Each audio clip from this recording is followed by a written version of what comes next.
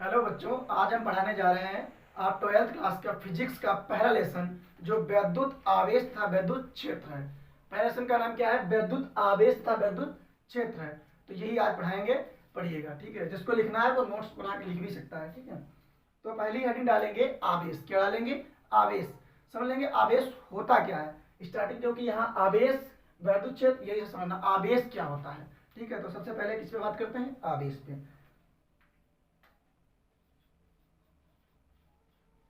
आवेश, ठीक। आवेश द्रव का वह गुण है जो किसी अनावेशित या उदासीन वस्तु पर बल का अनुभव करा दे। पहले अनावेशित उदासीन वस्तु बता देते आपको क्या होता है। उदासीन वस्तु क्या होती है, अनावेशित वस्तु क्या होती है। ये सेम बराबर एक ही चीज है। किसी प्रकार का उन पे आवेश नहीं होता है उसे अनावेशित या उदासीन वस्तु कहते हैं। समझ लो। तो क्या लिखते हैं? आवेश, आवेश द्रव्य का वह गुण है जो किसी अनावेशित या उदासीन वस्तु पर बल का अनुभव करा दे। आवेश कहलाता है। समझ लेंगे आप। आवेश द्रव का वह गुण है जो किसी आवेश द्रव का वह गुण है जो किसी अनावेशित या उदासीन वस्तु पर बल का अनुभव करा दे। समझते हैं कैसे बल का अनुभव करा देता है। जैसे कि ये मार्कर देख रहे हैं आप, ये मार्कर, इस पे कोई चार्ज है? नहीं है। इस पे कोई आवेश नहीं है। ये एक प्रकार से उदासीन या अनावेशित वस्तु है हमारी, ठीक है। हमने इसको अपने बालों में रगड़ दिया। बालों में रगड़ने के बाद देखते हैं कि धूल के कण या छोटे मोटे कागज के टुकड़े को अपनी ओर खींच लेता है। मतलब इसमें एक प्रकार का बल या इसमें करंट उत्पन्न हो जाता है। कैसे उत्पन्न हुआ? क्या हुआ? रगड़ने से उत्पन्न हो गया, ठीक है। तो सबसे पहले जो बताते हैं कि आवेश द्रव्य का वह गुण है जो किसी अनावेशित या उदासीन वस्तु पर बल का अनुभव करा दे। अब आवेश को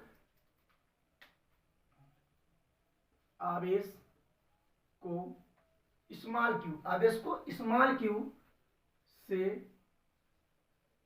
प्रदर्शित करते हैं। समझ गए? अगर कहीं क्यू मिल रहा है आपको लिखा है फिजिक्स में, तो क्या होता है? आवेश। आवेश को किससे प्रदर्शित करते हैं? आवेश को स्मॉल क्यू से प्रदर्शित करते हैं। इसका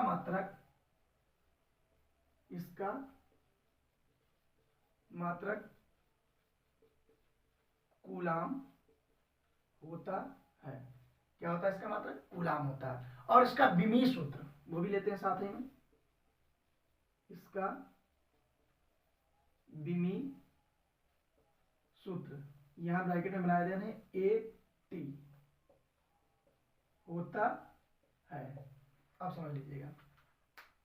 आवेश द्रव का वह गुण होता है जो किसी अनावेशित या उदासीन वस्तु पर बल का अनुभव करा दे। आवेश कहलाता है। आवेश को Q से प्रदर्शित करते हैं। किससे प्रदर्शित करते हैं? इसको Q से प्रदर्शित करते हैं। आवेश को किससे प्रदर्शित करते हैं? Q से प्रदर्शित करते हैं। इसका मात्रक क्या होता है? आपका कूलाम होता है। और इसका विमी सूत्र क्या होता है? AT होता है। तीन ही चीज इंपॉर्टेंट है, तीन चीज समझ लीजिएगा। इसको Q से प्रदर्शित करते हैं आवेश को, इसका मात्रक कूलाम होता है और इसका विमी सूत्र क्या होता है? AT होता है, ठीक है। अब थोड़ा समझ लेते हैं। आवेशित की बात आ गई तो हम थोड़ा बता रहे हैं, ठीक है। तो सबसे पहले वस्तुओं को कौन सा वैज्ञानिक सबसे पहले वस्तुओं को आवेशित किया? सबसे पहले कौन वैज्ञानिक ने वस्तुओं को आवेशित किया? जाते हैं थेल्स नाम वैज्ञानिक हुए। कौन से? थेल्स।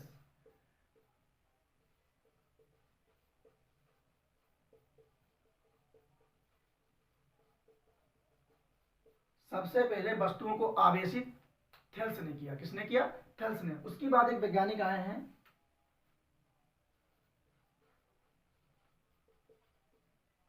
बेंजामिन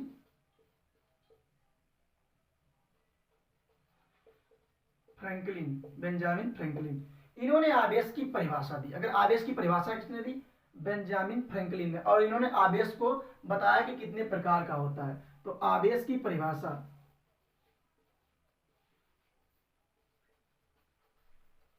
आवेश की परिभाषा किसने दी? बेंजामिन फ्रैंकलिन ने। आवेश की परिभाषा किसने दी? बेंजामिन फ्रैंकलिन ने आवेश की परिभाषा दी। ठीक है, इन्होंने बताया कि आवेश कितने प्रकार के होते हैं। ठीक है, अब और समझ लेते हैं कि आवेश क्या होता है। सब इलेक्ट्रॉन क्या खेल है? इलेक्ट्रॉन,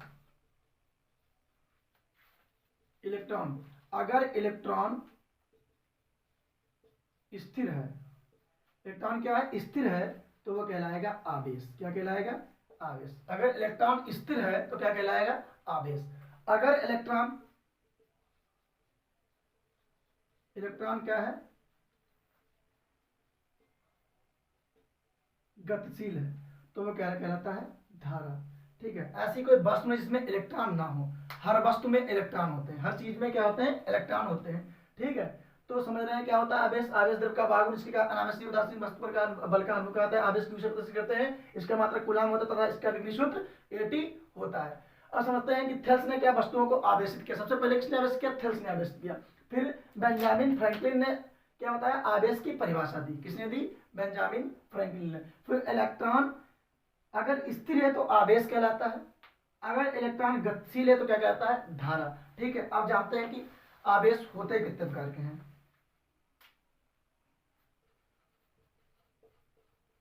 आवेश के प्रकार।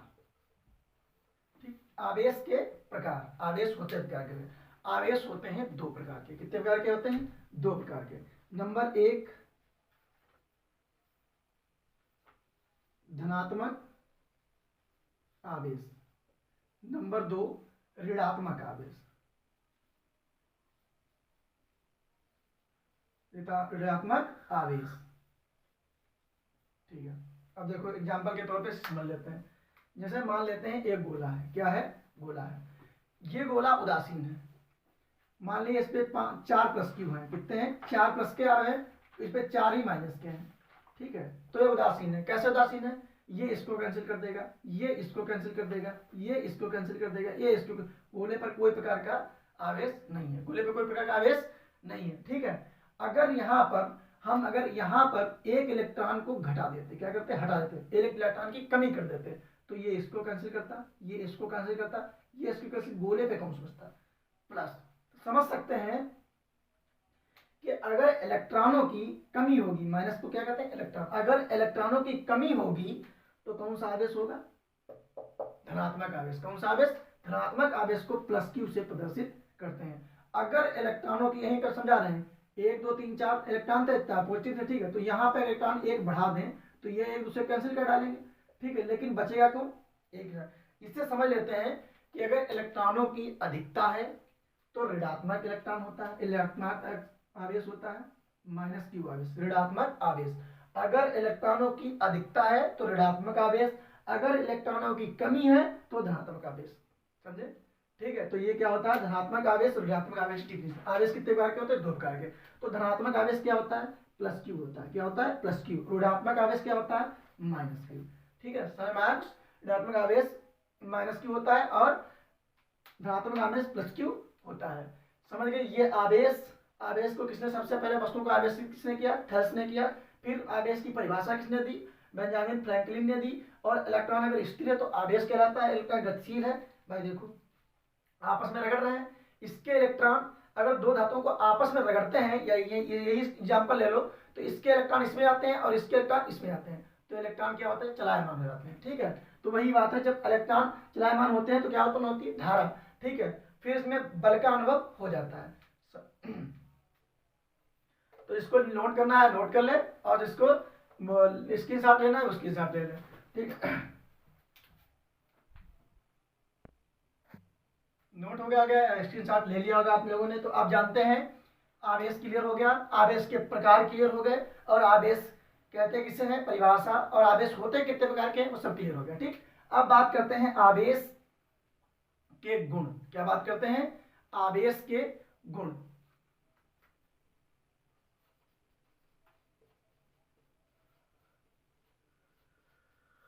गुण, आवेश के गुण बहुत इंपॉर्टेंट आवेश का गुण है। ठीक है, आकर्षण व प्रतिकर्षण का गुण। नंबर 1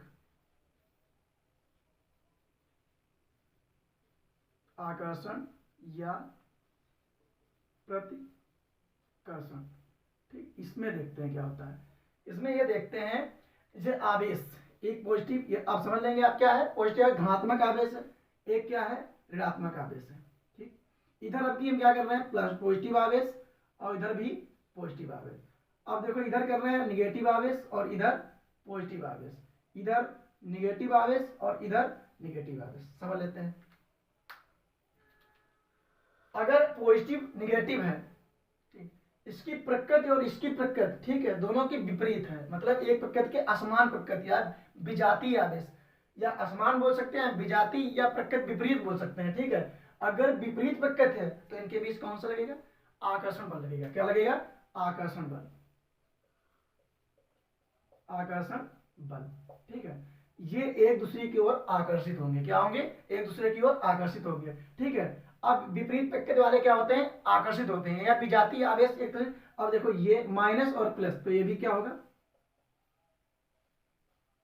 आकर्षण बल लगेगा। इसमें क्या लगेगा, आकर्षण बल। अब इनमें दोनों में अगर समान प्रकृति के हैं, दोनों प्लस प्लस है, दोनों माइनस माइनस है, तो उनके बीच में प्रतिकर्षण बल लगता है। क्या लगता है, प्रतिकर्षण बल, प्रतिकर्षण बल, इनके बीच भी प्रतिकर्षण बल। समझ में आ गया, आकर्षण और प्रतिकर्षण। नंबर आकर्षण और प्रतिकर्षण का रूल है। ठीक है, अगर समान प्रकृति के आवेश हैं तो लगेगा प्रतिकर्षण बल, अगर असमान प्रकृति के आवेश हैं तो आकर्षण बल लगता है। समझ में आ गया, समान प्रकृति के आवेश हैं तो प्रतिकर्षण बल, अगर असमान प्रकृति के आवेश हैं तो आकर्षण बल। अगर माइनस प्लस है तो आकर्षण, प्लस माइनस आकर्षण, माइनस माइनस प्रतिकर्षण, प्लस प्लस प्रतिकर्षण। इसके वजह से आप समझ गए होंगे। ठीक है, अब नंबर 1 2 आता है, जैसे कि आवेश अभी बताया था, इलेक्ट्रॉन से समझाया था। इलेक्ट्रॉन, इलेक्ट्रॉन पे बताया था आवेश। इलेक्ट्रॉन जब स्थिर होते हैं तो क्या होता है, आवेश होता है। ठीक है, अब समझ लें, अगर 2 इलेक्ट्रॉन है तो उतना हाई क्वालिटी, 2 ज्यादा अधिक आवेश होगा, 3 इलेक्ट्रॉन है तो उससे ज्यादा अधिक आवेश होगा। मतलब आवेश इलेक्ट्रॉनों पर ही तो निर्भर करता है। ठीक है, अगर इलेक्ट्रॉनों की संख्या n दे दी, क्या दे दी, n, तो यहाँ इलेक्ट्रॉन संख्या क्या होगी, n संख्या, मतलब कोई भी इलेक्ट्रॉन। और इलेक्ट्रॉन क्या होता है, इसको E से प्रदर्शित करते हैं। ठीक है, और आवेश, आवेश समझ चुके हैं, आवेश किससे प्रदर्शित करते हैं, Q से प्रदर्शित करते हैं। तो ये फार्मूला बन जाता है Q बराबर यानी, क्या बन जाता है, Q बराबर यानी। ये फार्मूला आवेश का क्वांटिवीकरण है। क्या है, आवेश का क्वांटिवीकरण, जो दूसरा नंबर है, आवेश का क्वांटिवीकरण है Q बराबर Ne। ये फार्मूला इंपॉर्टेंट है। ठीक है, याद कर सकते हैं आप, Q बराबर Ne। अब यहां समझते हैं Ne, Q क्या है, Q बराबर, ये तो आप लोग समझ रहे हैं, आवेश है। ठीक, N बराबर क्या है, N बराबर है इलेक्ट्रॉनों की संख्या। क्या है, इलेक्ट्रॉनों की संख्या। याद कर लेना, नोट कर लेना आराम से। ठीक है, क्योंकि न्यूमेरिकल में बहुत यूज आता है इसका। आप समझ सकते हैं एक इलेक्ट्रॉन पे कितना आवेश होता है, ये इंपॉर्टेंट है। एक इलेक्ट्रॉन पे कितना आवेश होता है, ई जो है वो एक इलेक्ट्रॉन पे आवेश है। तो समझते हैं 1.6 गुणे 10 की पावर -19 कूलम। ये आपको रखना पड़ेगा कि एक इलेक्ट्रॉन पे आवेश कितना होता है, एक इलेक्ट्रॉन पर आवेश कितना होता है। एक इलेक्ट्रॉन पे आवेश होता है 1.6 गुणे 10 की पावर 19 कूलम, गुणे 10 की पावर 19 कूलम। ये एक इलेक्ट्रॉन पे आवेश होता है। तो समझ के क्या होता है, Q बराबर Ne। फार्मूला क्या होता है, Q बराबर Ne। एक इलेक्ट्रॉन पे आवेश कितना होता है, 1.6 गुणे 10 की पावर 19 कूलम। यानी क्या है, इलेक्ट्रॉनों की संख्या। ठीक है, और Q क्या है, आवेश। Q क्या है, आवेश। जिसको नोट करना है नोट कर ले, और स्क्रीनशॉट लेना है स्क्रीनशॉट ले ले। ठीक है, तो नोट हो गया होगा आपका, स्क्रीनशॉट ले लिया होगा आपने। ठीक है, तो आप पढ़ते हैं आवेशन की विधियां। आवेश उत्पन्न कितनी विधियों द्वारा किया जाता है, पढ़ते हैं आवेशन की विधियां। आवेशन की विधियां, ठीक, 3 विधियां हैं आवेशन की। कितनी विधियां हैं, 3 विधियां आवेशन की हैं। 3 विधियों द्वारा आवेश उत्पन्न किया जाता है। देख लेते हैं पहली विधि क्या है। नंबर 1 घर्षण विधि। कौन सी, घर्षण विधि। इनको हम डिफिनीशन नहीं लिखाएंगे, ऐसे ही समझाएंगे, समझ लीजिएगा। घर्षण विधि क्या होती है कि दो वस्तुओं को आपस में रगड़ना ही घर्षण कहलाता है। क्या? दो वस्तुओं को आपस में रगड़ना। इनको आपस में रगड़ के जब हम वो उत्पन्न करेंगे, इनमें आवेश उत्पन्न करेंगे रगड़ के, तो जिसपे ज्यादा आवेश उत्पन्न हो जाएगा, 2 मार्कर है एग्जाम्पल के लिए, जिन पे ज्यादा, इस पे ज्यादा अगर आवेश उत्पन्न हो गया, अगर इस पे प्लस पॉजिटिव है, इलेक्ट्रॉन संख्या ज्यादा है, तो इस पे कौन सा होगा? नेगेटिव चार्ज, मतलब ऋणात्मक आवेश। अगर इस पे इलेक्ट्रॉनों की संख्या कम है तो इस पे धनात्मक आवेश। समझ गए? अगर रगड़ के घर्षण विधि मतलब दो वस्तुओं को आपस में रगड़ के आवेश उत्पन्न किया गया है तो घर्षण विधि होती है। वो कौन सी विधि होती है? घर्षण विधि। अब नंबर 2, चालन विधि। चालन विधि क्या होती है? जैसे एक तार ले लेते हैं, इसमें करंट जा रहा है, इसमें प्लस चार्ज का है और करंट धारा बह रही है, ठीक है। हम कोई ऐसी वस्तु इसके पास लेके गए जो चालक होनी चाहिए, जो विद्युत की क्या होनी चाहिए? चालक। लोहे की बगैर, हम जैसे लोहे की सरिया वगैरह लेके गए, हमने इस पर टच करा दी, क्या करा दी? स्पर्श करा दी, छुआ दी। जिस प्रकृति का आवेश इस पे टच करेगा, जिस प्रकृति का आवेश इसमें है, उसी प्रकृति का आवेश इस पे आ जाता है, तो ये चालन विधि है। या इसमें आवेश था, अब किस पे आ गया? जो मैं टच कराया इस पे भी प्लस क्यू आवेश आ गया। समझ में आया? ये चालन विधि होती है। चालन विधि क्या होती है कि किसी चीज में करंट बह रहा है और हम जाएंगे उसको टच करा देंगे, उसमें वही करंट हमें मिल जाएगा। समझ में आया? ये कौन सी विधि होती है? चालन विधि होती है, ठीक है। नंबर 3, प्रेरण विधि। अब आवेश किन विधियों से उत्पन्न होता है? प्रेरण विधि। अब देख लेते हैं प्रेरण विधि क्या होती है। प्रेरण विधि ये होती है कि मान लिया ये एक क्षण है, ये प्लस क्यू आवेशित है। क्या है? Plus Q. इसके अंदर कौन सा आवेश है? प्लस क्यू आवेश है, प्लस क्यू आवेश है, ठीक है।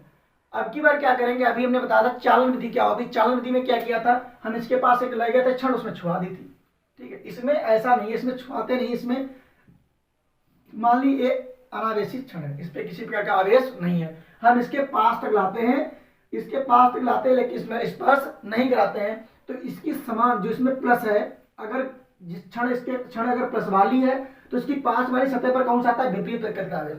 अगर क्षण प्लस वाली है तो इधर कौन सा आवेश आएगा? विपरीत प्रकृति, तो माइनस का आवेश आता है। पास वाली सतह पर कौन सा, किस प्रकृति का आवेश आता है? माइनस। और विपरीत वाली सतह पर किस प्रकृति का आवेश आता है? समान प्रकृति का आवेश आ जाता है। अगर इस क्षण पे प्लस है तो पास वाली पे माइनस, इस क्षण पे अगर माइनस है तो पास वाली पे प्लस। सही है? अगर पास वाली पे माइनस है तो अंदर वाली सतह पे कौन सा आवेश आ जाता है? समान प्रकृति का आवेश आ जाता है। ये कौन सी विधि है? ये चालन, हमारे चालन आवेशन की तीसरी विधि है। आवेश 3 विधियों द्वारा उत्पन्न किया जाता है। घर्षण विधि रगड़ के, ठीक है। चालन विधि स्पर्श करा के, किसी में करंट जा रहा है उसमें स्पर्श करा दिया है, वो चालन विधि होती है, ठीक है। फिर आता है प्रेरण विधि। प्रेरण विधि में क्या होता है? प्रेरण विधि में हम ले जाते हैं उसके पास तक, लेकिन स्पर्श नहीं कराते हैं, यह कहलाती है प्रेरण विधि। अब आपके लेसन का सबसे इंपॉर्टेंट नियम है कूलाम का नियम। क्या है इंपॉर्टेंट? कूलाम का नियम है, कूलाम का नियम है, ठीक है। अब आप इसको थोड़ा नोट कर लीजिएगा, ठीक है। नोट हो गया आपका। अब पढ़ते हैं कूलाम का नियम। वेरी इंपॉर्टेंट नियम है, पहले लेसन से कूलाम का नियम इंपॉर्टेंट नियम है, ठीक है।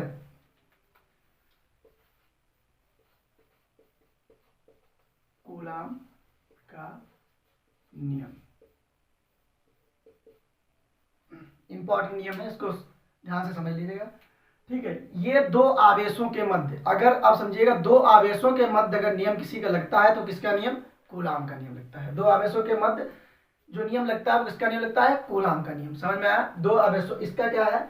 दो बिंदु आवेशों के मध्य लगने वाला आकर्षण व प्रतिकर्षण बल उन दोनों आवेशों के गुणनफल के समानुपाती तथा बीच की दूरी के वर्ग के व्युत्क्रमानुपाती होता है। तो परिभाषा लिखते हैं,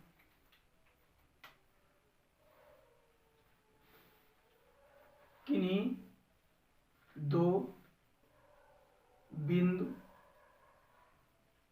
आवेशों के मध्य लगने वाला आकर्षण या प्रतिकर्षण बल उन दोनों आवेशों के गुणनफल के समानुपाती होता है तथा बीच की दूरी के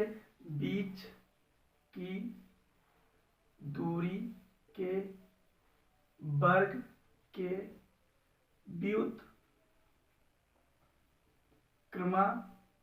व्युत्क्रमानुपाती होता है।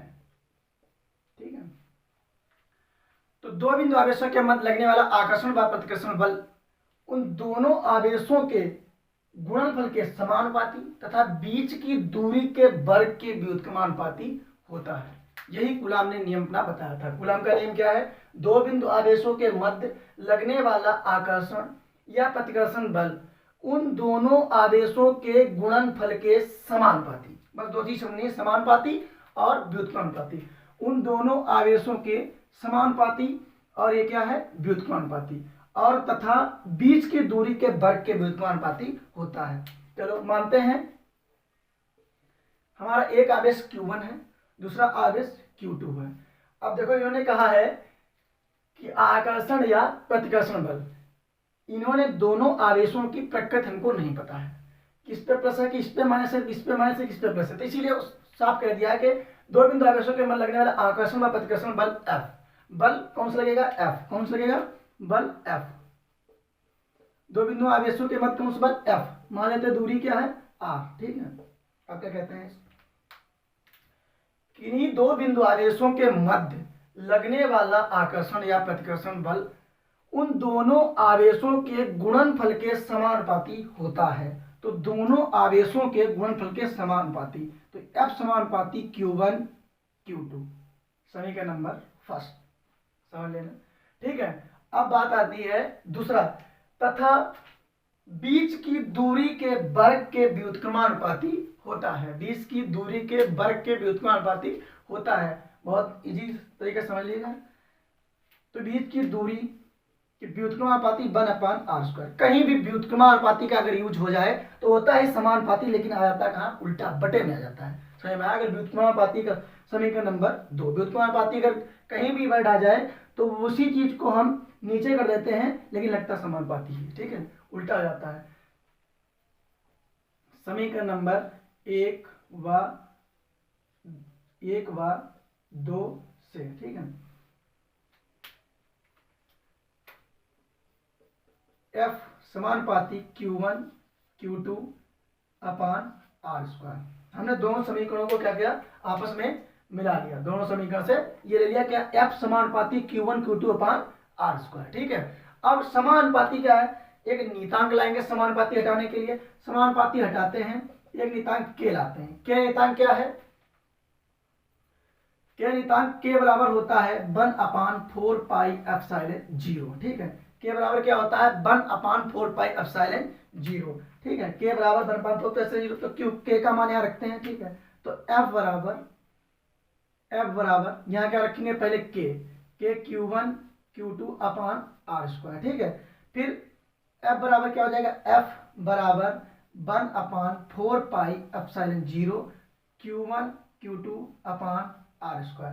ठीक है, Q1 Q2 अपान R²। ठीक है, जिसको स्क्रीनशॉट लेना है ले ले, और इसको नोट करना है तो नोट कर लो। अभी समझो तो नोट हो गया होगा। ठीक है, तो आगे देखते हैं। अभी कहाँ चल रहे थे? F। तो F बराबर आ गया था हमारा सूत्र 1/4 पाई एप्सिलॉन 0 Q1 Q2 अपान R²। बस यही किसका सूत्र है? कूलाम के नियम का सूत्र है। ठीक है, तो कूलाम के नियम का सूत्र क्या होता है? 1/4 पाई एप्सिलॉन 0 Q1 Q2 अपान R²। अच्छा, F क्या है? फोर्स, बल। बल का मात्रक क्या होता है? न्यूटन। क्या होता है? न्यूटन। क्या बल का मात्रक होता है? न्यूटन। ठीक है, रट डालना कहते हैं बल का मात्रक न्यूटन। तो कूलाम के नियम का सूत्र क्या होता है? F बराबर 1/4 पाई एप्सिलॉन 0 Q1 Q2 अपान R²। दो बिंदु आवेशों के मध्य लगने वाला आकर्षण व प्रतिकर्षण बल उन दोनों आवेशों के गुणनफल के समानुपाती तथा बीच की दूरी के वर्ग के अनुक्रमानुपाती होता है। ठीक है, आप समझ लेते हैं कि न्यूमेरिकल में वो यूज होता है इसका मान। तो 1/4πε0 का मान होता है 9 गुणे 10 की पावर 9। क्या मान होता है? 1/4πε0। अच्छा, जो 1/4πε0 है, 1/4πε0 है, ये है अनुक्रमानुपाती का नीतांक। ये क्या है? अनुक्रमानुपाती नीतांक।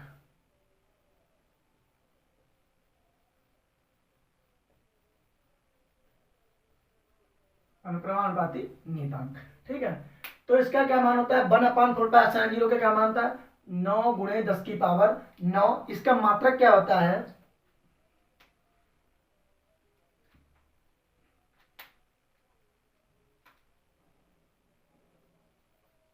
न्यूटन मीटर स्क्वायर प्रति कूलाम स्क्वायर। ठीक, इसका मात्रक होता है न्यूटन मीटर स्क्वायर प्रति कूलाम स्क्वायर। ठीक है, तो 1/4πε0 का मान क्या होता है? 9 गुणे 10 की पावर 9 न्यूटन मीटर स्क्वायर प्रति कूलाम स्क्वायर। तो इसमें एक बात दिख रही होगी आपको, क्या? Epsilon zero. एप्सिलॉन जीरो क्या है? एप्सिलॉन जीरो है निर्वात की वैद्युतशीलता। तो यहां लिख रहे हैं, ठीक है, एप्सिलॉन जीरो। एप्सिलॉन जीरो बराबर निर्वात की वैद्युतशीलता। एप्सिलॉन जीरो क्या है? निर्वात की वैद्युतशीलता है।